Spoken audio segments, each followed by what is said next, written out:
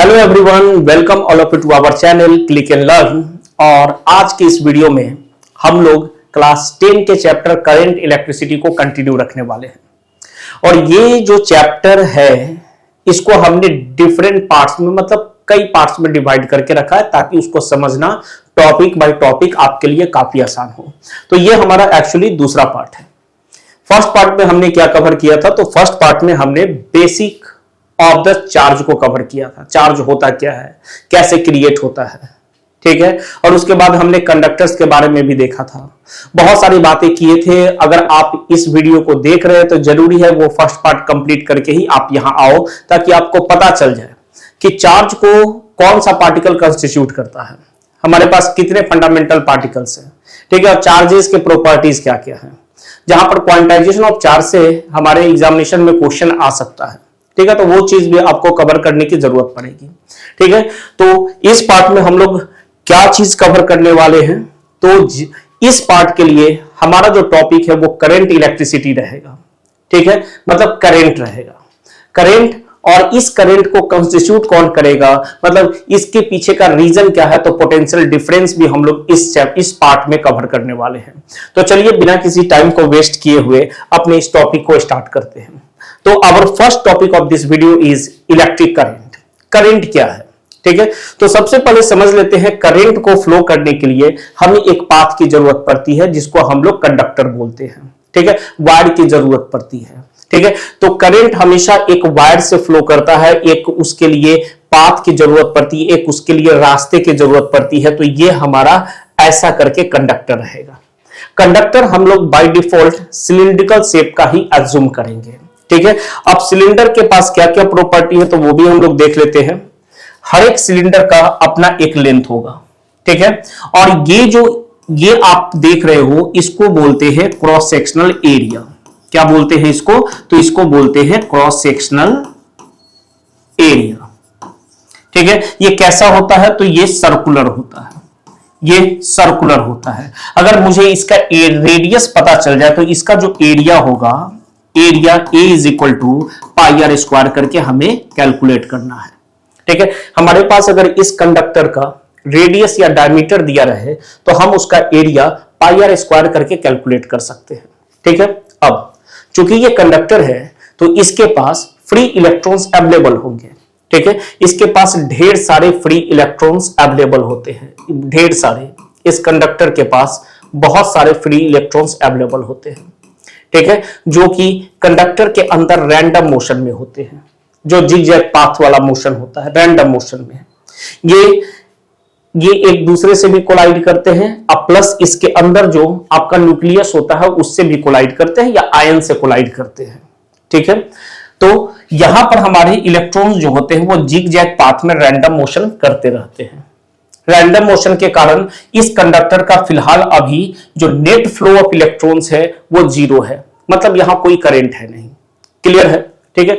लेकिन ऐसा नहीं है कि आपके कंडक्टर के इलेक्ट्रॉन्स रेस्ट में होते हैं, नहीं, ये हमेशा कंटिन्यूअस मोशन में होते हैं, ठीक है। अब इस कंडक्टर में अगर हमने किसी भी तरीके से अगर इन चार्जेस का एक यूनिक डायरेक्शन में फ्लो करा दिया तो यही जो फ्लो है वो करंट कंस्टिट्यूट कर देगा। करंट का एक बेसिक डेफिनेशन है, अगर आपके कंडक्टर में जो चार्जेस प्रेजेंट है वो किसी सेम डायरेक्शन में फ्लो करने लगे, मूव करने लगे, तो वो क्या कंस्टिट्यूट कर देगा? करंट कंस्टिट्यूट कर देगा, ठीक है। और आप जानते हो आपके पास चार्ज के नाम पर जो फ्री मूव कर सकता है वो हमारे पास इलेक्ट्रॉन्स ही है, प्रोटॉन हमारे पास बिल्कुल नहीं है, ठीक है। और एक चीज और, जिस जगह से आपका इलेक्ट्रॉन मूव करेगा, जैसे मान लीजिए इसने ए से बी पॉइंट तक पहुंच गया है, ठीक है, ये इलेक्ट्रॉन ए से चला और बी तक पहुंचा है, तो पहुंचने के बाद जो सिचुएशन रहेगा वो कैसा रहेगा वो समझ लो। ये दिखेगा कि माइनस चार्ज यहां हुआ और जहां से इलेक्ट्रॉन गया वहां पॉजिटिव चार्ज का क्रिएशन हो गया है।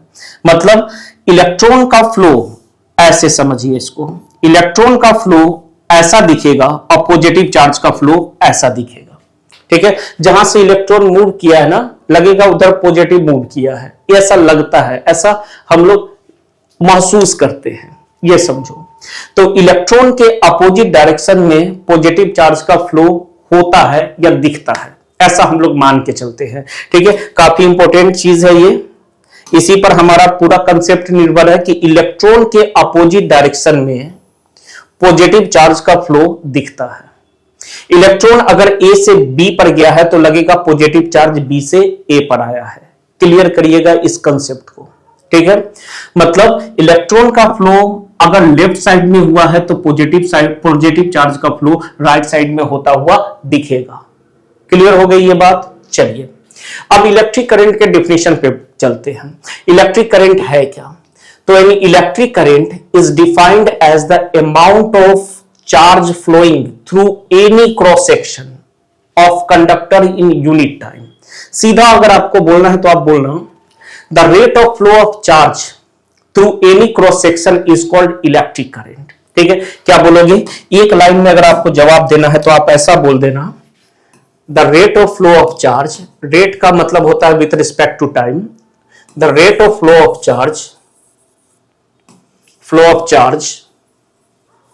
with respect to time through any cross section या through the cross section या through any cross section।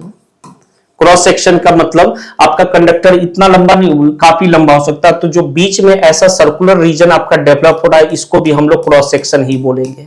ठीक है, और इसी क्रॉस सेक्शन से हमारे चार्जेस फ्लो करते हैं। ठीक है, अगर हम बोलेंगे इलेक्ट्रॉन्स ने इसको ऐसे इस डायरेक्शन में फ्लो किया, तो इस डायरेक्शन में क्रॉस किया, तो आप तुरंत समझोगे अच्छा इलेक्ट्रॉन इस डायरेक्शन में फ्लो कर रहा है तो पॉजिटिव चार्ज इस डायरेक्शन में फ्लो करेगा। ये पॉजिटिव चार्ज के फ्लो का डायरेक्शन है और ये इलेक्ट्रॉन के फ्लो का डायरेक्शन है। ठीक है, तो इस चीज को हम लोग आगे चलकर और डिटेलिंग करेंगे और आगे आपका ये अच्छा खासा कंसेप्ट डेवलप करेगा। तो आप याद रखना इलेक्ट्रॉन के फ्लो के अपोजिट डायरेक्शन में पॉजिटिव चार्ज का फ्लो होता है। ठीक है, अब यहां आते हैं, the rate of flow of charge with respect to time, या विथ रिस्पेक्ट टू टाइम आप नहीं भी लिखोगे तो रेट का मतलब ही होता है with respect to time, through any cross section is called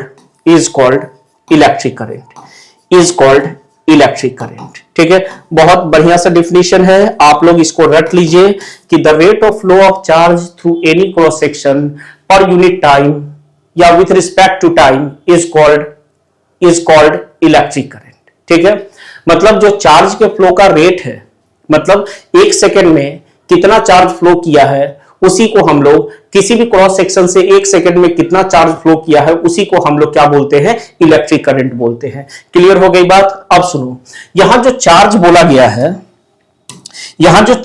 गया है ये बाय डिफॉल्ट पॉजिटिव चार्ज को सिंबलाइज करता है, रिप्रेजेंट करता है। ये चार्ज किसको रिप्रेजेंट करता है? तो पॉजिटिव चार्ज के फ्लो को रिप्रेजेंट करता है। मतलब जो आपका करंट का डेफिनेशन बना हुआ है ये पॉजिटिव चार्ज के फ्लो के हिसाब से बना हुआ है।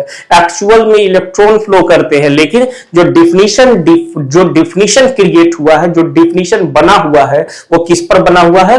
तो पॉजिटिव चार्ज के फ्लो पर आपका करंट का डिफिनीशन बना हुआ है। ठीक है, रिपीट कर रहे हैं इस बात को, आप लोग इसको ध्यान से सुनिएगा। जब भी आप चार्ज पर होगे थ्रू आउट, ठीक है, 10th 11th 12th जब सिर्फ चार्ज बोला जाएगा तो आप समझोगे ये पॉजिटिव चार्ज की बात हो रही है। ठीक है, तो rate of flow of charge with respect to the time, that means the rate of flow of the positive charge with respect to the time is called electric current। ठीक है, मतलब जो डेफिनेशन बना वो पॉजिटिव चार्ज के flow पर बना है, लेकिन एक्चुअली मूवमेंट किसका है? इलेक्ट्रॉन्स का मूवमेंट है। ठीक है, तो चलो इस बात को और डिटेल में देखेंगे। तो हमारे पास करंट का डेफिनेशन क्या आ गया? तो what is the definition of the current? It is I is equal to charge पर unit time, I is equal to charge पर unit time, I is equal to charge पर यूनिट टाइम। हमारे पास current का क्या definition आ गया बाबू? I is equal to Q by T, this the first formula. ठीक है, ये हमारा पहला फॉर्मूला हो गया। ठीक है, आगे चलते हैं। Unit of charge, SI unit of charge is ampere. ठीक है, it is measured in ampere, capital A से रिप्रेजेंट करेंगे। ठीक है, अब क्वेश्चन आएगा डिफाइन 1 एम्पियर। ठीक है, वी हैव ए क्वेश्चन, हमारे पास एक क्वेश्चन आ सकता है कि डिफाइन करिए, डिफाइन 1 एम्पियर। 1 एम्पियर को डिफाइन करो। तो आप इस फॉर्मूला से अपने डेफिनेशन को क्रिएट कर सकते हो।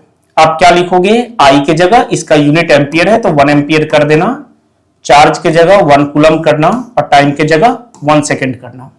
अगर किसी भी क्रॉस सेक्शन से, किसी भी कंडक्टर के क्रॉस सेक्शन से 1 सेकेंड में अगर 1 कूलम चार्ज फ्लो कर रहा है तो वहां पर करंट 1 एम्पियर कंस्टिट्यूट हुआ है।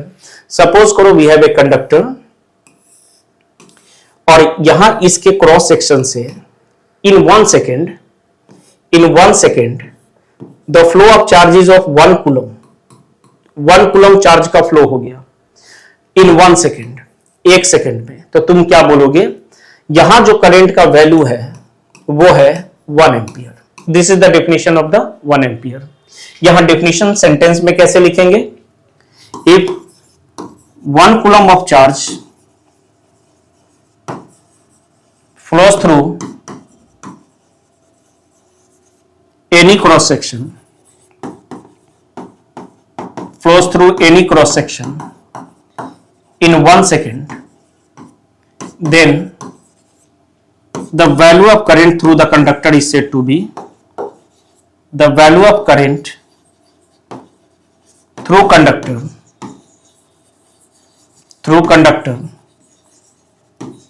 is said to be of 1 ampere.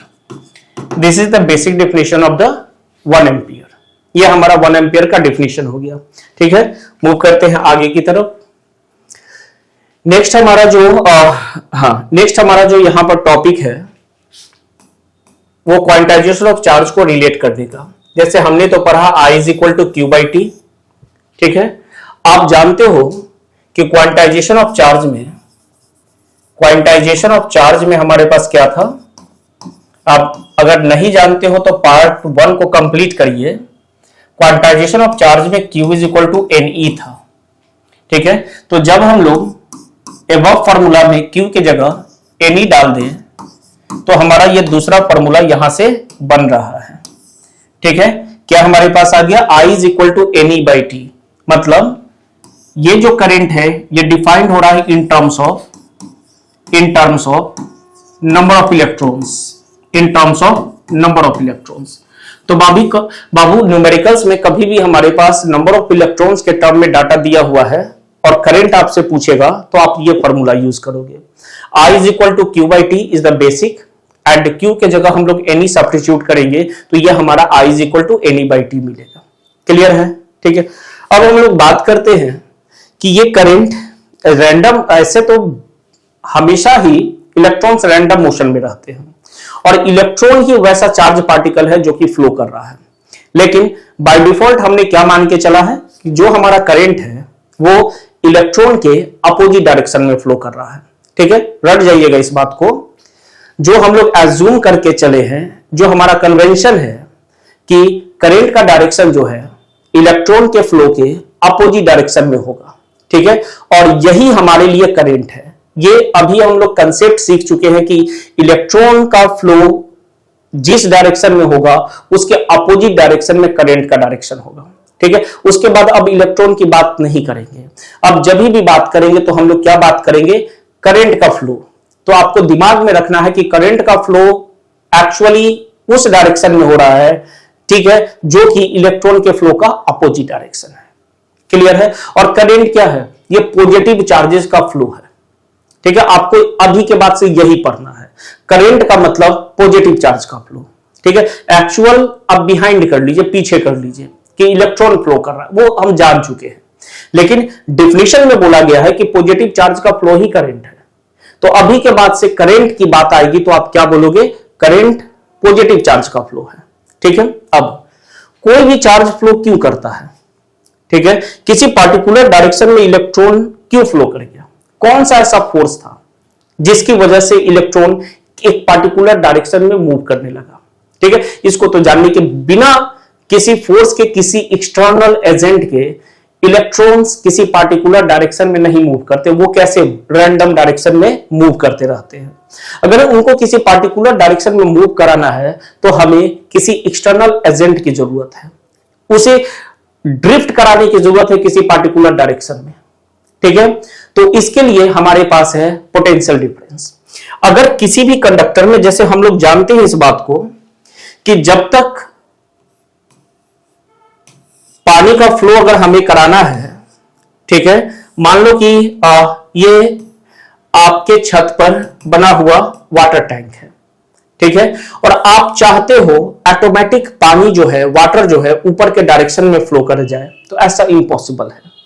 Water का फ्लो हमेशा कैसे होगा, ठीक है, तो वाटर का फ्लो हमेशा मतलब खुद से, हमें एक्सटर्नली अभी किसी को यहां पर लेकर आना नहीं है, ऐसे मोटर का हेल्प ले लेंगे तो ये अब ऊपर के डायरेक्शन में फ्लो कर जाएगा, लेकिन अगर इसे खुद से फ्लो कराना है तो कैसे करेगा, हायर टू लोअर, ठीक है, ये ऐसे ही फ्लो कर सकता है, ठीक है, हाइट वाली जगह से कम हाइट वाली जगह पर ये फ्लो करेगा, ठीक है। अब जिस चीज का हाइट ज्यादा रहेगा उसे हम लोग क्या बोलते हैं कि इसका पोटेंशियल एनर्जी ज्यादा है, और अगर हाइट कम है तो हम क्या बोलेंगे कि पोटेंशियल एनर्जी कम है। मतलब larger potential energy to lower potential energy की तरफ वाटर का फ्लो होता है, मतलब पोटेंशियल एनर्जी का डिफरेंस चाहिए वाटर के फ्लो को करने के लिए, ठीक है। तो यहां पर भी कुछ ऐसा ही कंसेप्ट है, कोई चीज अपने आप फ्लो नहीं करता है, वहां पर तुमको डिफरेंस लाने की जरूरत है। मतलब अगर हम कंडक्टर का एक एंड किसी हायर चीज पर रखे और दूसरे एंड को लोअर चीज पर रखे तो हो सकता है चार्ज का फ्लो हायर टू लोअर हो जाए, ठीक है। तो ये हायर और लोअर है क्या, तो इसी को बोलते हैं पोटेंशियल, ठीक है। तो कंडक्टर का एक एंड अगर हम लोग हायर पोटेंशियल पे रखे और दूसरे एंड को लोअर पोटेंशियल पे रखे तो ये हो गया पोटेंशियल डिफरेंस, ठीक है, बात समझिएगा, ठीक है। जैसे हमने बोला कि हमारा ये कंडक्टर का ये एंड जो है, ये एंड जो है ये हायर पोटेंशियल पर है, ये हायर पोटेंशियल पर है, और दूसरा एंड है बाबू लोअर पोटेंशियल पे, ठीक है। ध्यान दीजिएगा, यहां पे हमने क्या बोला कि conductor, this is our conductor, ये हमारा कंडक्टर है और इसका एंड ए हमने हायर पोटेंशियल पे रखा है और एंड बी को हमने लोअर पोटेंशियल पे रखा है, ठीक है। तो इस केस में क्या होगा, इस केस में क्या होगा, हायर पोटेंशियल से लोअर पोटेंशियल की तरफ करंट का फ्लो होगा, आई का फ्लो होना स्टार्ट हो जाएगा। करंट हमेशा हायर से लोअर पोटेंशियल की तरफ मूव करता है, मतलब इलेक्ट्रॉन किधर से किधर मूव करेगा, वेरी इंपॉर्टेंट। आप जान चुके हो इस बात को, करंट के फ्लो के अपोजिट डायरेक्शन में इलेक्ट्रॉन का फ्लो होता है, इस बात को रट लीजिए। हो सकता है एमसीक्यू, हो सकता है असर्शन रीजन, कहीं पर भी ये चीज आ सकती है। तो अगर इलेक्ट्रॉन का फ्लो हायर टू लोअर हो रहा है तो अगर करंट का फ्लो हायर टू लोअर हो रहा है तो इलेक्ट्रॉन्स का फ्लो लोअर टू हायर की तरफ रहेगा। रट जाओ, करंट क्या है, पॉजिटिव चार्ज का फ्लो है, पॉजिटिव चार्ज के अपोजिट डायरेक्शन में इलेक्ट्रॉन फ्लो रहा है। बोलने का मतलब इलेक्ट्रॉन जब फ्लो कर रहा है तो लग रहा है कि पॉजिटिव चार्ज ऐसे फ्लो करेगा, ठीक है। याद रख लीजिए, करंट का फ्लो हमेशा कंडक्टर में हायर पोटेंशियल से लोअर पोटेंशियल की तरफ होगा। अब ये है क्या, वो थोड़ी देर के बाद हम लोग देख लेंगे कि पोटेंशियल होता क्या है, वो हम लोग देख लेंगे। लेकिन अभी फिलहाल समझो, करंट के फ्लो के लिए कंडक्टर के दोनों ही एंड्स के बीच में पोटेंशियल डिफरेंस चाहिए। पोटेंशियल डिफरेंस का मतलब होता है कि एक हायर पोटेंशियल पे चाहिए और दूसरा लोअर पोटेंशियल पे चाहिए। मतलब कंडक्टर के एंड्स जो हैं, कंडक्टर के एंड्स के बीच में क्या चाहिए बाबू, पोटेंशियल डिफरेंस चाहिए। पी डॉट डी का मतलब पोटेंशियल डिफरेंस चाहिए। डिफरेंस अगर नहीं रहेगा तो करंट फ्लो करेगा ही नहीं, ठीक है। डिफरेंस नहीं रहेगा तो मतलब दोनों ही एंड्स को सेम पोटेंशियल पर रख दिया गया है। तो अब यहां पर जैसे सेम पोटेंशियल पर है तो सेम पोटेंशियल पर करंट का फ्लो नहीं होगा। करंट का फ्लो कैसे होगा, अगर एक एंड हायर पोटेंशियल पर है, दूसरा लोअर पे पोटेंशियल पर है, तो करंट हायर से लोअर पोटेंशियल की तरफ फ्लो करना स्टार्ट कर देगा। कंसेप्ट क्लियर है, ठीक है। तो बोल रहा है ये question, why the charge starts moving and constitute current. Charge क्यों मूव किया और करंट को क्यों कंस्टिट्यूट किया। Electric charges in a conductor flows due to presence of electric potential difference, ठीक है, इंपॉर्टेंट, ठीक है, इलेक्ट्रिक पोटेंशियल डिफरेंस के रहने के कारण ही चार्ज का फ्लो या करंट का फ्लो होता है across the ends of conductor which is provided by the external source called cell और बैटरी, ठीक है। इसके बारे में भी हम लोग बात करेंगे। सबसे पहले समझो कंडक्टर से करंट कब फ्लो करेगा, जब इसके इंड्स को हम पोटेंशियल डिफरेंस दे देंगे, मतलब एक इंड को हायर पोटेंशियल दूसरे को लोअर पोटेंशियल पे, तो करंट का फ्लो का डायरेक्शन क्या रहेगा, हायर से लोअर पोटेंशियल की तरफ रहेगा। इलेक्ट्रॉन के फ्लो का डायरेक्शन क्या रहेगा, लोअर से हायर पोटेंशियल की तरफ रहेगा। ठीक है, इतना ही बात आपको समझना था। ठीक है, दूसरी बात, ये पोटेंशियल डिफरेंस कौन क्रिएट कराता है, तो ये सेल और बैटरी क्रिएट कराता है। ये with the help of cell और बैटरी हम लोग पोटेंशियल डिफरेंस क्रिएट कराते हैं और फिर जाकर करंट का फ्लो स्टार्ट हो जाता है हायर से लोअर पोटेंशियल की तरफ। ठीक है, चलिए अब देखो क्या हो रहा है। Due to the potential difference, इस पोटेंशियल डिफरेंस के कारण current starts moving from higher potential to lower potential side. ये बातें हम लोग पीछे कर चुके हैं और इसी करंट को क्या बोलते हैं, ये हमारा माना हुआ है कि करंट का फ्लो हायर से लोअर पोटेंशियल की तरफ होता है, लेकिन एक्चुअली कौन मूव कर रहा है, एक्चुअली इलेक्ट्रॉन मूव करता है। तो ये जो भी करंट है this is our conventional current. और थ्रू आउट करंट का मतलब होता है, ठीक है, जब भी आप बुक वगैरह में या कहीं पर भी देखोगे करंट, तो करंट का मतलब कन्वेंशनल करंट। अभी के बाद से कन्वेंशनल नहीं वर्ड यूज होगा, सिर्फ आपकी जानकारी के लिए यहां पर एक जगह मेंशन किया गया है। कन्वेंशनल करंट का मतलब करंट होता है। ठीक है, अब but actually the electrons is moving opposite in direction to the flow of current. ये हम लोग बात कर चुके हैं, करंट के फ्लो के अपोजिट डायरेक्शन में इलेक्ट्रॉन मूव कर रहा है from lower potential side to higher potential side, and this type of current, the current constitutes due to the flow of electrons is called electronic current। और electron के flow के कारण जो current develop हुआ है, ठीक है, जो हम लोग बोल सकते हैं अपने दिमाग के अंदर कि यही एक्चुअल चीज हो रहा है, और इसको हमने क्या नाम दिया, इलेक्ट्रॉनिक करंट। मतलब इलेक्ट्रॉनिक करंट बोला जाएगा तभी आप समझोगे ये करंट जो है इलेक्ट्रॉन के फ्लो के कारण बन रहा है। लेकिन अगर करंट बोला गया तो कन्वेंशनल करंट। तो जो भी चीज पढ़ना है वो एज्यूम्ड चीज, कन्वेंशन वाला चीज पढ़ना है। रियल चीज बस ये पैकेट में बंद और साइड। ठीक है, रियल चीज कहां बाबू, पैकेट में बंद और साइड। क्लियर हो गया आपको ये कंसेप्ट पूरे अच्छे तरीके से। चलो मूव करते हैं आगे। तो देखो यहां पर अब दो बातें आ गई। ठीक है, करंट दो टाइप्स के हो गए, एक कन्वेंशनल करंट जो कि हम लोग through out chapter wise chapter पढ़ते जाएंगे। ठीक है, 10th में भी पढ़ेंगे, 12th में भी पढ़ेंगे एंड सो ऑन। और जो इलेक्ट्रॉनिक करंट होता है वो अभी पढ़ के इसको डब्बा के अंदर डाल देंगे। ठीक है, सारी कहानी वही लिखी हुई है, एक बार रीड कर लेते हैं। The direction of electric current is in the direction of flow of positive charge carriers. ठीक है, तो जो भी हमारा इलेक्ट्रिक करंट का डायरेक्शन होता है वो पॉजिटिव चार्ज के फ्लो के डायरेक्शन में होता है। ठीक है, it is the direction in which current is assumed to flow in the circuit. देखो क्या लिखा हुआ, करंट इज एज्यूम्ड, ये एजम्पशन है, लेकिन यही अब रियल हो गया है, यही हम लोग मान के बैठे हुए। तीसरा बात, the direction of current is from positive terminal higher potential to negative terminal lower potential of the battery. वो डिटेल में आगे कर लेंगे। मतलब समझो जो करंट का फ्लो है वो हायर पोटेंशियल से लोअर पोटेंशियल की तरफ होता है। Similarly due to the flow of electrons inside the current, electronic current. ठीक है, actually the electrons are moving inside the conductor. देखो एक्चुअली क्या लिखा हुआ, एक्चुअली जो रियल चीज है वो है इलेक्ट्रॉन का flow, but opposite to the direction of flow of current. लेकिन ये किधर फ्लो करता है, तो करंट के अपोजिट डायरेक्शन में फ्लो करता है। The direction of flow electrons is from lower potential to higher potential and all done. यही चीज आपको समझना था। कन्वेंशनल करंट ही हमारा करंट है जो अभी के बाद पढ़ेंगे। Electronic current is the actually the movement of electron के कारण क्रिएट हुआ है। ठीक है, चलो अब देखो यहां पर एक क्वेश्चन है एमसीक्यू का, उसे हम लोग करते हैं, आप ट्राई करो और ट्राई करके मुझे कमेंट सेक्शन में डालिए कि इसका आंसर क्या होगा। ठीक है, कमेंट सेक्शन में डालो, ठीक है, when electric current is passed electrons move from, already पीछे डिस्कस किए हुए, तो इसका आंसर हम बिल्कुल भी नहीं दे रहे हैं। अगर आपको दिक्कत आएगी तो कमेंट सेक्शन में पूछो, वहीं पर आंसर हम दे देंगे, लेकिन ऑलरेडी पीछे डिटेलिंग कर चुके हैं, तो ये आपसे फटाफट बन जाना चाहिए। कमेंट करके बताइए कौन सा आंसर सही होगा। ठीक है, देन अब देखो ये एक न्यूमेरिकल करंट पर हमारा न्यूमेरिकल स्टार्ट हो गया।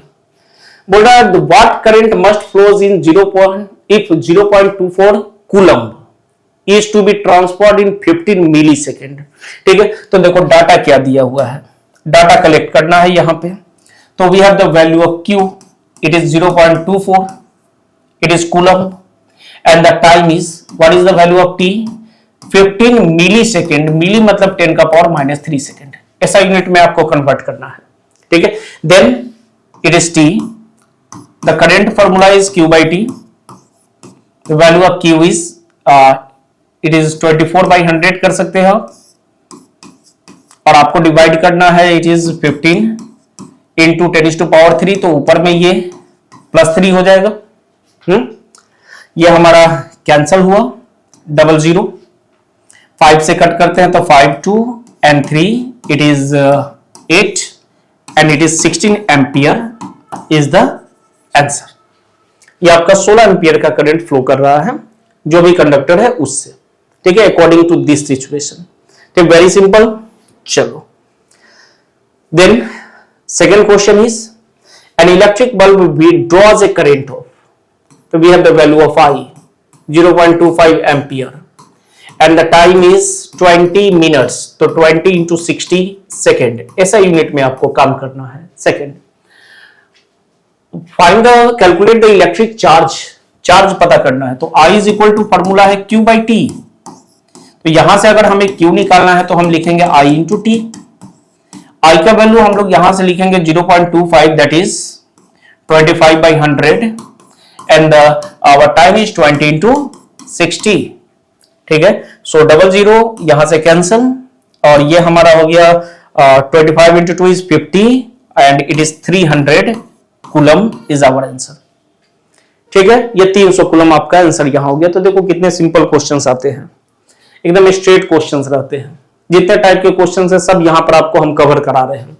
How many electrons, that is number of electrons asking in per second, that is we have the time T is equal to 1 second. ठीक है, and the I value is 4 ampere. इतना सारा data हमारे पास दिया हुआ है, तो हम लोग क्या लिखेंगे, I is equal to Q by T, Q is equal to NE by T। चलो, तो हमें N चाहिए, तो हम लिखेंगे I into T divided by E, ऐसा करके लिख लेना है। ठीक है, चलो अब वैल्यूज पुट करते हैं। The value of I is, it is 4, time is 1 and E value is 1.6 into 10⁻⁻19। ठीक है, आपको यहां कुछ ज्यादा कुछ करना नहीं है। ये वैल्यू जो E का वैल्यू है क्वेश्चन में ब्रैकेट में दे देगा। ठीक है, तो वो आप कर सकते हो, वहां से कलेक्ट कर सकते हो। ये आपका हो गया बाबू 40/16, 10 का पावर 19 कर लीजिए। अब इसे हम लोग डिवाइड करते हैं। ठीक है, 4 4 जा एंड इट इज 10। ठीक है, 10 को 4 से डिवाइड कर दीजिए, it is 1, it is 2, actually 8 2.05, तो इट इज 2.5 मल्टीप्लाइडेड बाय 10 का पावर बाय 19 इलेक्ट्रॉन्स। इतने इलेक्ट्रॉन्स बाबू मूव कर रहे हैं इस करंट के वैल्यू के लिए। ठीक है, तो ये भी आपके लिए काफी आसान है। ठीक है, देख लो कैसे सॉल्व हो रहा है। ठीक है, चलिए अब आते हैं पोटेंशियल डिफरेंस क्या होता है। ठीक है, व्हाट इज पोटेंशियल डिफरेंस। ठीक है, इस चीज को कवर करना अब जरूरी है। एक्चुअली पोटेंशियल डिफरेंस जब तक क्रिएट होगा नहीं तब तक चार्ज का मतलब करंट का फ्लो होगा नहीं। तो ये पोटेंशियल डिफरेंस है क्या। ठीक है, तो पोटेंशियल डिफरेंस बाबू ये अमाउंट ऑफ वर्क डन है। जैसे आपका कोई भी कंडक्टर है, suppose that this is our conductor, और हम चाहते हैं, क्योंकि अब हम करंट की बात कर रहे हैं तो पॉजिटिव चार्ज की ही बात करेंगे, हमने इस एंड को प्लस मतलब हायर पोटेंशियल पे रखा और इसको माइनस मतलब लोअर पोटेंशियल पे डाल दिया। समझिएगा, प्लस का मतलब होता है हायर पोटेंशियल और माइनस का मतलब लोअर पोटेंशियल। ठीक है, तो बाबू यहां से यहां तक हायर से लोअर की तरफ क्या फ्लो करेगा, करंट फ्लो करेगा, मतलब पॉजिटिव चार्ज फ्लो करेगा। ठीक है, ए पॉइंट से बी पॉइंट तक चार्ज को फ्लो कराने में जो अमाउंट ऑफ वर्क डन होगा, किसी चीज को किसी साइड में पुश करने के लिए, मूव कराने के लिए कुछ तो वर्क डन करना ही पड़ेगा, ऐसे थोड़ी कोई मूव करता है, न्यूटन का लॉ है। ठीक है, अगर ये चार्ज यहां पर था और मूव नहीं कर रहा था तो इसके जगह को चेंज करने के लिए इनसाइड द कंडक्टर आपको जितना काम करना पड़ेगा, ठीक है, और इस चार्ज को आप क्या करो ना कि आप इसको +1 कूलम ले लो। ठीक है, यहां से डेफिनेशन क्रिएट हो जाएगा। 1 कूलम चार्ज को ए पॉइंट से बी पॉइंट तक ले जाने में जितना वर्क डन करना पड़ेगा उसी को ए और बी के बीच का पोटेंशियल डिफरेंस बोलते हैं। बहुत सिंपल डेफिनेशन है। ठीक है, बोलेगा what is the potential difference between A and B. तो 1 कूलम चार्ज को ए से बी तक ले जाने में जितना वर्क डन करना पड़ेगा, that amount of work done is potential difference between the points. ठीक है, जैसे मान लो वापस से हम लोग एक और ड्राइंग करते हैं ताकि ये क्लियरली एकदम समझ में आ जाए। वी हैव ए कंडक्टर और हमने यहां पर 2 पॉइंट्स ले लिया, एक पॉइंट ए लिया और एक पॉइंट बी लिया। ठीक है, और यहां से यहां तक 1 कूलम चार्ज को +1 कूलम चार्ज को ले जाने में वर्क डन अगर 5 जूल आप कर रहे हो तो इन दोनों के बीच का जो पोटेंशियल डिफरेंस है वो 5 ही होगा, और पोटेंशियल डिफरेंस का यूनिट होता है वोल्ट। इसको भी से रिप्रेजेंट कर ले, मतलब 1 कूलम चार्ज को ए से बी तक ले जाने में अगर मुझे 5 जूल का वर्क डन करना पड़ रहा है तो इन दोनों पॉइंट्स के बीच का पोटेंशियल डिफरेंस क्या है, 5 वोल्ट है। ठीक है, तो क्लियर डेफिनेशन लिखा होगा, electric potential difference between 2 points in an electric circuit carrying some current, ठीक है, is the work done to move a unit charge from one point to another। मतलब यूनिट चार्ज को एक पॉइंट से दूसरे point तक ले जाने में जितना वर्क डन करना पड़ेगा वो उन दोनों पॉइंट्स के बीच का पोटेंशियल डिफरेंस कहलाएगा या इलेक्ट्रिकल पोटेंशियल डिफरेंस कहलाएगा। तो it is the amount of work done in bringing a charge from A one point two another. ठीक है, it is the amount of work done, the potential difference between the 2 points is the amount of work done in bringing unit test positive charge from a point to another point। ठीक है, एक point से दूसरे point तक ले जाने में जितना आपको वर्क डन करना पड़ेगा यूनिट टेस्ट पॉजिटिव चार्ज पे, वही वर्क डन पोटेंशियल डिफरेंस उन दोनों पॉइंट्स का कहलाएगा। ठीक है, तो ये तो हो गया हमारा डेफिनेशन। ठीक है, और यहां एग्जांपल हो गया। ठीक, अब potential difference between the points आप सीधा पढ़ो इसको। अब वर्क डन किस पर किए हो, तो यूनिट चार्ज पर, तो क्या हम बोल सकते हैं work done per unit charge. ठीक है, मतलब work done per unit charge is the potential difference. Work V is equal to, it is the potential difference is equal to work done per unit charge. Simple सा definition है। ये second आपका formula हो गया, current के बाद potential difference का formula हो गया W is equal to V equal to W by Q। ठीक है बाबू, V का ऐसा यूनिट तो इट इज वोल्ट, क्या चीज से रिप्रेजेंट करोगे, V से। वर्क डन का इट इज जूल, क्या चीज से रिप्रेजेंट करोगे, J से। चार्ज का इट इज कूलम्ब, चार्ज का ऐसा यूनिट कूलम्ब, क्या चीज से रिप्रेजेंट करेंगे, C से। ठीक है, तो रट जाओ, amount of the potential difference between the points is equal to work done per unit charge, V equal to W by Q, V equal to W by Q। ठीक है, it is commonly known as voltage, इसी को voltage बोलते हैं। जो घर में आप लोग कभी कभी सुनते होंगे ना, वोल्टेज फ्लक्चुएट कर रहा है, वोल्टेज डाउन है। ठीक है, तो यही है वो पोटेंशियल डिफरेंस का मतलब वोल्टेज। जब तक वोल्टेज नहीं रहेगा, जब तक पोटेंशियल डिफरेंस नहीं रहेगा, करंट का फ्लो बिल्कुल भी नहीं होगा। ठीक है, ऐसा यूनिट क्या हो गया बाबू, वोल्ट। ऐसा यूनिट क्या हो गया, वोल्ट। ये स्केलर फिजिकल क्वांटिटी है, इसके पास डायरेक्शन नहीं होता है, रट जाइए इसको भी। चार्ज के बाद करंट भी हमारा स्केलर और पोटेंशियल डिफरेंस भी हमारा स्केलर होता है। ठीक है, तो definition is clear. What is V? It is W by Q। Potential difference equal to work done per unit charge. ठीक है, चलो अब अगला क्वेश्चन है डिफाइन 1 वोल्ट। तो बाबू आपको 2 वोल्ट भी बोलेगा तो आप डिफाइन कर सकते हो, जैसे हमने पीछे 5 वोल्ट को कैसे डिफाइन किया। ठीक है, if the amount of work done is equal to 5 joule on bringing plus 1 coulomb of charge between the points, then the potential difference between the points is said to be 5 volt. अगर 5 joule का work done हो रहा है तो 5 volt, अगर 1 joule का work done हो रहा है तो 1 वोल्ट, अगर 10 जूल का वर्क डन हो रहा है तो 10 वोल्ट। Very simple. चलो यहां पर आते हैं, ऐसे पढ़ लेते हैं एक बार। If 1 joule of work is done in taking 1 coulomb of charge from one point to another, the potential difference is said to be 1 volt. 1 joule का वर्क डन 1 वोल्ट, 2 जूल का वर्क डन 2 वोल्ट, 10 जूल का work done 10 volt, काम खत्म। अगर 1 coulomb charge को एक point से दूसरे पॉइंट तक ले जाने में आपको 10 जूल लगा है, 10 जूल का वर्क डन लगा है, तो उन दोनों पॉइंट्स के बीच का पोटेंशियल डिफरेंस 10 वोल्ट। क्लियर है? तो ये छोटा सा डिफिनेशन था जिसको आपको ध्यान में रखना है। ठीक है, which is responsible for providing potential difference. अब यहां समझते हैं कि कौन रिस्पॉन्सिबल होता है इस पोटेंशियल डिफरेंस को क्रिएट करने के लिए। तो रट जाइए, ये सेल और बैटरी करता है। द सेल और बैटरी, द सेल और बैटरी, द सेल और sorry the cell or battery is responsible for the creating potential difference between the points in a circuit। Cell और बैटरी ही रिस्पॉन्सिबल होता है ये पोटेंशियल डिफरेंस क्रिएट करने के लिए। ठीक है, कैसे करता है?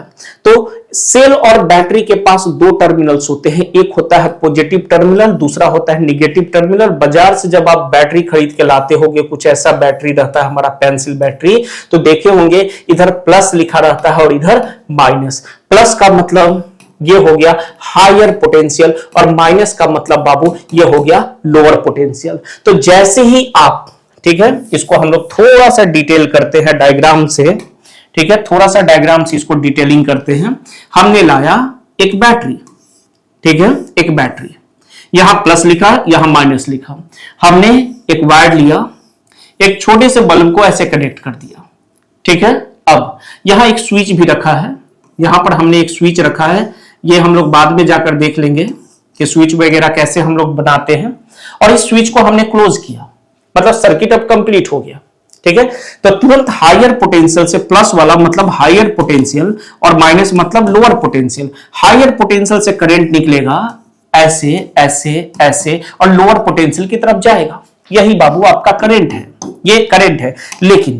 लेकिन अब लेकिन की बात आ गई, किंतु परंतु, लेकिन इलेक्ट्रॉन का फ्लो किधर होगा? तो बाबू इलेक्ट्रॉन का फ्लो ऐसे होगा। इलेक्ट्रॉन ऐसे आएगा, ऐसे आएगा, ऐसे जाएगा। ठीक है, इलेक्ट्रॉन का फ्लो एकदम उल्टा होता है। इलेक्ट्रॉन का फ्लो एकदम से उल्टा होता है। जिधर चार्ज फ्लो करता है उसके अपोजिट डायरेक्शन में इलेक्ट्रॉन्स फ्लो करते हैं। क्लियर हो गया ये बातें? ये डायग्राम आपको समझ में आया? और ये बल्ब क्या होगा? ये ग्लो करेगा, ऐसे ग्लो करेगा।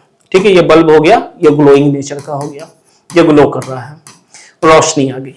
ठीक है, तो ये हमारा हो गया ये बैटरी का कंसेप्ट। इसने क्या किया? पोटेंशियल डिफरेंस कराया। बाबू अब इसका सिंबॉलिक रिप्रेजेंटेशन कुछ ऐसा होता है। ठीक है, प्लस वाले इंड को हायर पोटेंशियल तो एक लंबा वर्टिकल लाइन रखना है, गैप करना है, और माइनस वाले के लिए छोटा वर्टिकल लाइन रखना है। ये तुम्हारा बैटरी हो गया। ठीक है, यहां हम लोग लिख लेते हैं प्लस और यहां लिखते हैं माइनस। ये हमारा बैटरी हो गया। ठीक है, इसी चीज को ऐसे रिप्रेजेंट करते हैं। ये सेल हो गया, एक्चुअली इट इज सेल, और the combination of the cells, हम लोग 2-3 बैटरी यहां सेल्स का कनेक्ट कर सकते हैं। तो यहां 1 हो गया, 2 हो गया, 3, तो इसको बोलते हैं कॉम्बिनेशन ऑफ सेल। ये कहलाएगा बैटरी। ये क्या कहलाएगा? बैटरी। ये हो गया आपका सिंगल सेल। ठीक है, combination of cells is called battery. चलो आगे चलते हैं। ठीक है बाबू, बैटरी क्या काम कर रहा है? तो बाबू बैटरी के अंदर केमिकल सब्सटेंसेस होते हैं। वो केमिकल सब्सटेंसेस रिएक्शन करते हैं और रिएक्शन करके नॉन इलेक्ट्रोस्टैटिक फोर्स क्रिएट करते हैं। ये नॉन इलेक्ट्रोस्टैटिक फोर्स के कारण बैटरी के एक साइड में पॉजिटिव चार्जेस डेवलप हो जाता है, दूसरे साइड में निगेटिव चार्जेस डेवलप हो जाते हैं। ठीक है, तो बैटरी के अंदर में एक पॉजिटिव चार्ज वाला प्लेट बन जाता है और दूसरा निगेटिव चार्ज वाला प्लेट बन जाता है। तो ये जो पॉजिटिव चार्ज वाला प्लेट है वो हायर पोटेंशियल कहलाएगा और निगेटिव चार्ज वाला लोअर पोटेंशियल इंड कहलाएगा। बस यही है, ठीक है। तो the chemical reaction within a cell generates the potential difference. आपके लिए एक छोटा सा लाइन लिख दिया गया है कि जो सेल और बैटरी होते हैं उसके अंदर केमिकल रिएक्शन होते हैं और यही chemical reaction potential difference create कराता है। लेकिन थोड़ा सा समझ लो, इस केमिकल रिएक्शन के कारण नॉन इलेक्ट्रोस्टैटिक फोर्स जनरेट होते हैं आपके सेल और बैटरी के अंदर। वो नॉन इलेक्ट्रोस्टैटिक सेल्स क्या करते हैं, वो नॉन इलेक्ट्रोस्टैटिक फोर्स क्या करता है कि पॉजिटिव को एक साइड में ढकेल देगा, निगेटिव को दूसरे साइड में, ठीक है। तो जिस प्लेट पर पॉजिटिव चार्ज आ जाएगा उसको हायर पोटेंशियल इंड बोलेंगे और जिस पर निगेटिव चार्ज आ जाएगा उसको लोअर पोटेंशियल इंड हम लोग बोलते हैं, ठीक है। कंसेप्ट क्लियर हो गया ये बाबू? चलो आगे चलते हैं। अब कुछ क्वेश्चंस आगे हमारे पास, इसको जल्दी से कवर कर लिया जाए। It is the amount of work done, तो it is W is equal to 14 joule and we have the charge value 2 coulomb between 2 points. What is the potential? अरे बहुत आसान क्वेश्चन हो गया। V is equal to W by Q, 14 by 2 cut गया, it is 7, तो 7 volt आपको देखकर यहां टिक मार देना है, खत्म, ठीक है, वेरी सिंपल।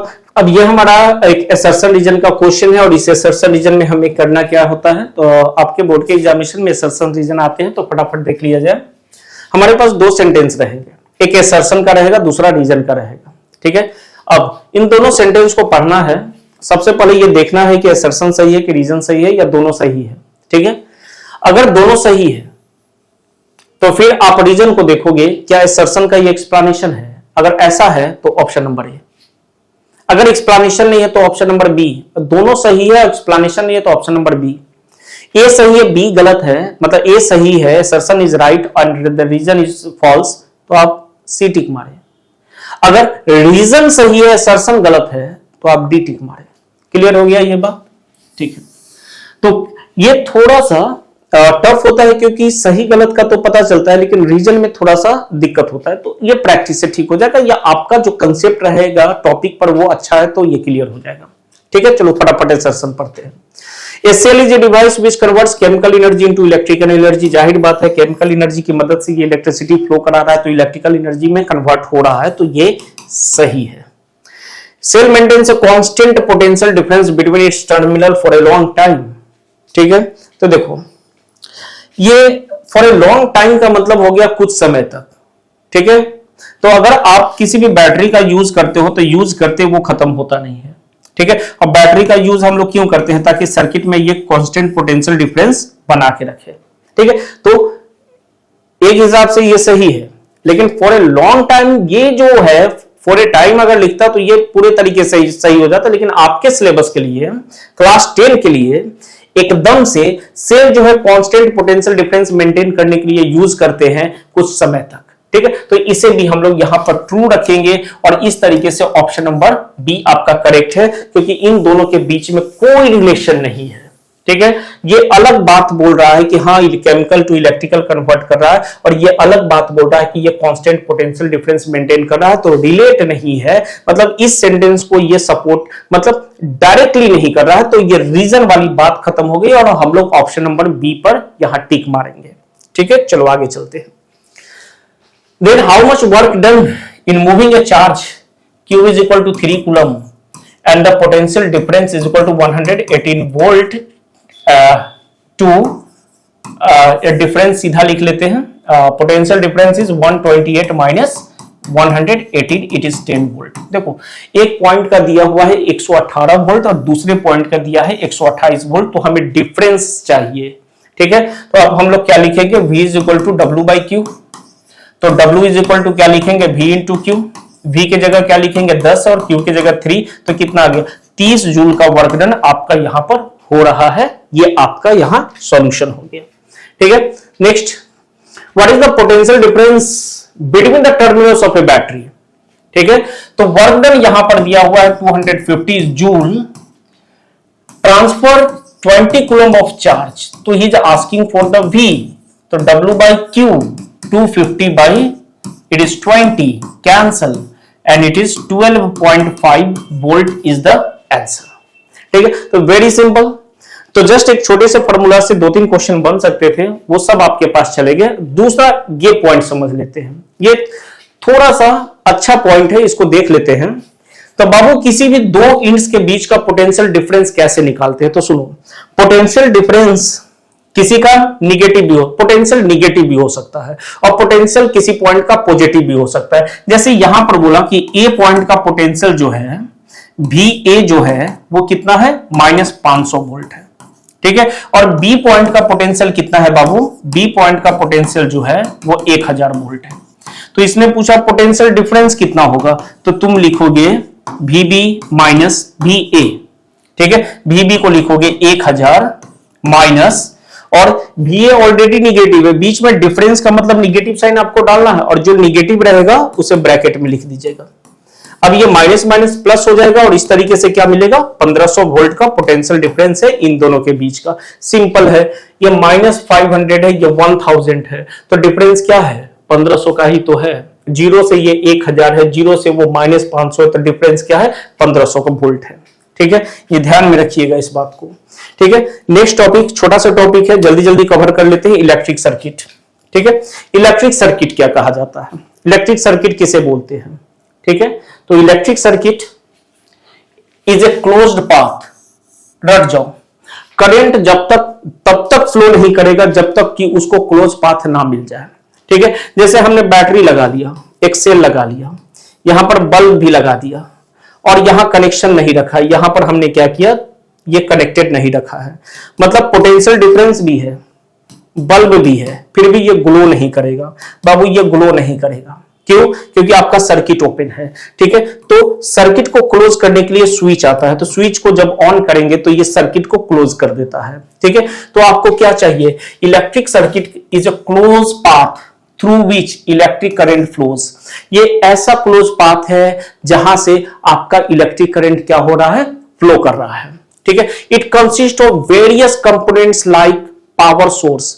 अब इस इलेक्ट्रिक सर्किट में बहुत सारी चीजें रहते हैं, जैसे पावर सोर्स हो गया, बैटरी हो गया, यहां पर स्विच हो गया, कंडक्टिंग वायर्स हो गए, these are the conducting wires, and the electrical components हो गए, इलेक्ट्रिकल डिवाइसेस हो गए, जैसे बल्ब हो गया, रजिस्टर्स हो गया, मोटर्स हो गया, कुछ भी हो सकता है ये चीज, फैन हो गया, कुछ भी, तो ये इलेक्ट्रिकल डिवाइसेस हो गए। वापस से इलेक्ट्रिक सर्किट किसे बोलेंगे, तो ये क्लोज्ड पाथ है जहां से इलेक्ट्रिक करंट फ्लो करता है, ठीक है। ये इसके वेरियस कंपोनेंट्स क्या हो गए, तो बैटरी और cell, conducting wire, switches, electrical devices, bulb, fan, motors वगैरह कुछ भी। ये इसका एक डायग्राम है, ठीक है। देखो यहां पर ये बैटरी हो गया, ये एमीमीटर बाद में डिस्कस करेंगे, इट इज वोल्ट मीटर बाद में डिस्कस करेंगे, ये आपका लैंप हो गया, ये बल्ब हो गया, और ये स्विच है, अभी ओपन है। कोई करंट कोई पूछेगा करंट का वैल्यू बता दो, तुम बोलना 0, कोई करंट नहीं, क्यों, सर्किट ओपन है, ओपन सर्किट में कोई करंट फ्लो नहीं करता। अब मैंने क्लोज कर दिया, अब करंट फ्लो करेगा, current now not equal to 0। Clear हो गया? चलिए, अब इलेक्ट्रिकल कंपोनेंट्स में कुछ सिंबल्स होते हैं, कुछ रिप्रेजेंटेशन होते हैं जो आपके दिमाग में बैठ जाना चाहिए। जैसे ये हो गया सेल, सब लोग जानते हो, पीछे डिस्कस कर दिए हैं, and combination of cell is called battery. इसको कनेक्टिंग वायर बोलते हैं, स्ट्रेट लाइन से ड्रॉ होगा, ठीक है। जैसे ये बल्ब ले लिए, ये सेल ले लिए, अब इसको ग्लो कराना है, कैसे कराओगे, तो तुम्हारे पास बाबू वायर चाहिए, वायर से कनेक्ट करो, वायर से कनेक्ट करो, वायर से कनेक्ट करो, बल्ब ग्लो हो गया, ठीक है। तो these are the connecting wires, ये कनेक्टिंग वायर्स कहे जाएंगे, ठीक है। चलो, ये वायर ज्वाइंट होता है, जैसे हम लोग घर में क्या करते हैं, कहीं वायर को घर में नहीं करते हैं, जनरली वो दिवाली के समय करते हैं कि कहीं से कट किए वहां से दूसरा कनेक्शन खींच लिए, तो इसको ज्वाइंट बोलते हैं, ठीक है। कभी कभी क्या होता है ना सर्किट में कि इस वायर से ऊपर से दूसरा वायर लाना है, टच नहीं होना चाहिए, तो इसको जंप करके दिखाते हैं, इसको बोलते हैं जंप। मतलब इन दोनों वायर्स, वायर ए और बी के बीच में कोई कनेक्शन नहीं है, इसलिए बोलते हैं वायर क्रॉसिंग विदाउट कांटेक्ट, इसको जंप पढ़ते हैं, ठीक है। ये रेजिस्टेंस हो गया, ठीक है। किसी हर एक कंडक्टर का अपना एक रेजिस्टेंस वैल्यू होता है, वो आगे थोड़ी देर के बाद हम लोग देख ही लेंगे। तो रेजिस्टेंस का जो रिप्रेजेंटेशन है वो ये है, बहुत इंपॉर्टेंट है, थ्रू आउट द बुक आपको रेजिस्टेंस करते रहना है, ठीक है। ये वेरिएबल रेजिस्टेंस का सिंबल है, ठीक है। ऐसे आप रेजिस्टेंस ड्रॉ कर दो, इसमें एक तिरछा तीर लगा दो तो ये हो गया वेरिएबल रेजिस्टेंस, या ठीक है ऐसे एरो डाल के ऐसे घुमा दो, ये भी वेरिएबल, इसको रियोस्टेट बोलते हैं। इसको क्या बोलते हैं? रियोस्टेट बोलते हैं बाबू, ये रियोस्टेट कहलाएगा। ये भी वेरिएबल रेजिस्टेंस का काम करता है। ठीक है, जब रेजिस्टेंस को वेरी कराना हो तो हम लोग वेरिएबल रेजिस्टेंस ये यूज करते हैं। सिंबल आपको सिर्फ समझना है, हालांकि आपके क्लास 10 में बहुत ज्यादा यूज नहीं है। दिस इज एमीमीटर, आगे डिटेल में देखेंगे। दिस इज वोल्ट मीटर, गोला करके भी लिखा हुआ है, इधर प्लस इधर माइनस, इधर प्लस इधर माइनस, ए लिखा हुआ है सर्कल के अंदर, एमीमीटर, और ये वोल्ट मीटर। ये स्विच हो गया, क्लोज स्विच, ठीक है, लैंप हो गया। ठीक है, समझ लो इस बात को। स्विच हम लोग ऐसे भी बनाएंगे और ऐसे भी बनाएंगे, इसको ओपन स्विच बोलते हैं। अगर मुझे क्लोज करना है तो बीच में हम डॉट डाल देंगे, क्लोज करना है तो हम एरो खींच देंगे ऐसे, इसको क्लोज कर दिए। ये ओपन स्विच हो गया, ये क्लोज स्विच हो गया। तो ये आपके कुछ रिप्रेजेंटेशन है जो कि सर्किट में हम लोग यूज करेंगे बनाते समय, आपको इनको ध्यान देकर समझ लेना है। ठीक है, बात कर लेते हैं, बोले ही थे कि वोल्ट मीटर और एमीमीटर के बारे में। अक्सर एक्सपेरिमेंटल पर्पस के लिए जब हम लोग सर्किट ड्रॉ करेंगे तो वहां ये दोनों कंपोनेंट्स रहने चाहिए। ठीक है, ये इलेक्ट्रिकल डिवाइसेस है। ठीक, ये एक का नाम है वोल्ट मीटर, दूसरे का नाम है एमीमीटर।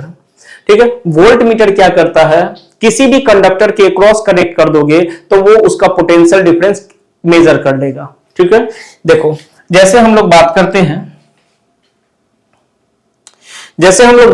हैं, बाबू, यहां पर ये कोई कंडक्टर है, हम लोग कंडक्टर को बाय रेजिस्टेंस ही रिप्रेजेंट करेंगे। ठीक है, अब हमको ये जानना है कि इस कंडक्टर को कितना पोटेंशियल डिफरेंस, क्योंकि इससे करंट फ्लो कर रहा होगा।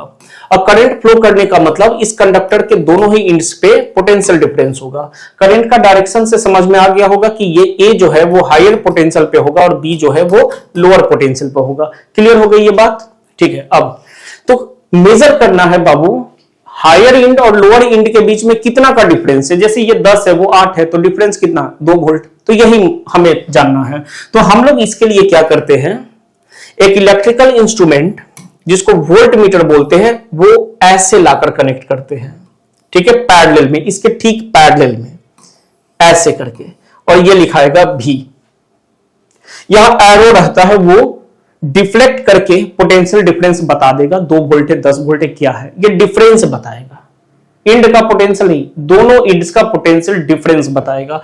इसी को बोलते हैं बाबू, इसी को बोलते हैं वोल्ट मीटर। तो वोल्ट मीटर क्या मेजर करेगा, तो ये कंडक्टर के अक्रॉस पोटेंशियल डिफरेंस को मेजर करेगा। दूसरा, कैसे कनेक्ट करोगे, पैरेलल में कनेक्ट करेंगे।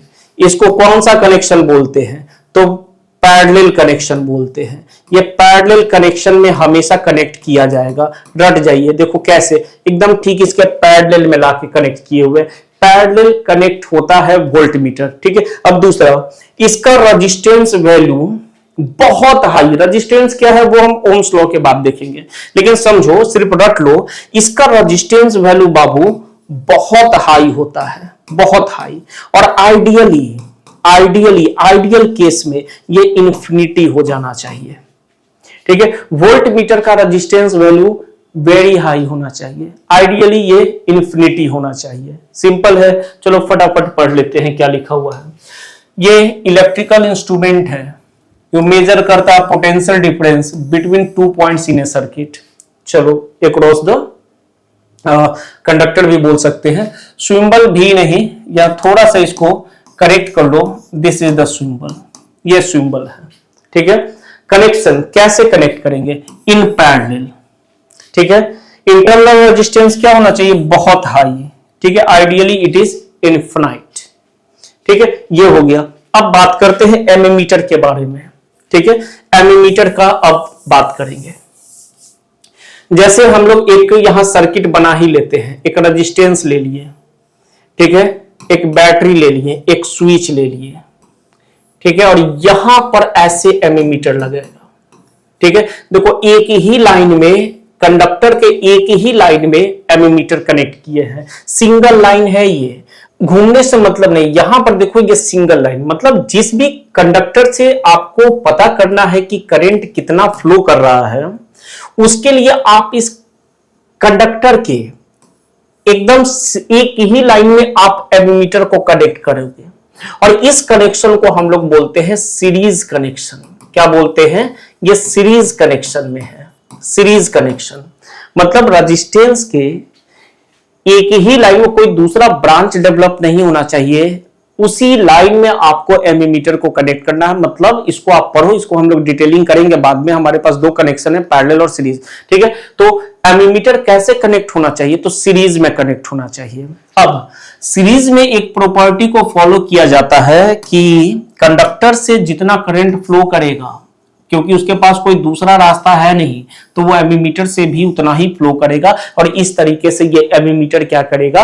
आपके कंडक्टर का करंट मेजर करके आपको बता देगा, ठीक है। अब दूसरी बात, एमीमीटर का जो रेजिस्टेंस वैल्यू होना चाहिए वो काफी काफी काफी कम होना चाहिए, और ideally it should be zero. Ideally ये जीरो हो जाना चाहिए, लेकिन होता नहीं है। आइडियल केसेस ऐसे मानकर हम लोग रखते हैं, ठीक है।